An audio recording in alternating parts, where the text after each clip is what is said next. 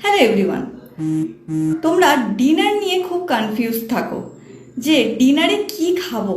বিশেষ করে যারা সারাদিন খুব কাজের প্রেশারে থাকো, তাদের বাড়িতে এসে সময় না পেয়ে যা পারো সেটাই বাড়িতে যা আছে খেয়ে ফেলো। তার ফলে দিনে দিনে ওজন বাড়তে থাকে। কিন্তু তোমাদের একটা কথা বলে রাখি, ডিনার হচ্ছে ডায়েটের সব থেকে ইম্পর্টেন্ট জিনিস। আর ডিনারটাকে নিয়ে যারা ছেলেখেলা করে তাদের ওজন কমা খুব ডিফিকাল্ট। তাই তোমাদের সাথে যারা প্রচণ্ড ব্যস্ত থাকো, সারাদিন রান্না করার সময় নেই, তাদের জন্য একটা ইনস্ট্যান্ট ডিনারের রেসিপি দেব। এক বাটি টক দই নেবে, তার মধ্যে নেবে শসা কুচি কুচি করে কেটে, তার মধ্যে ভাজা চানা ছড়িয়ে দেবে, আর তার উপর দিয়ে দেবে 1 চামচ চিয়া সিডস। এটা কিন্তু বানাতে ম্যাক্সিমাম 1 মিনিট সময় লাগে আর খেতে ম্যাক্সিমাম 2 থেকে 3 মিনিট।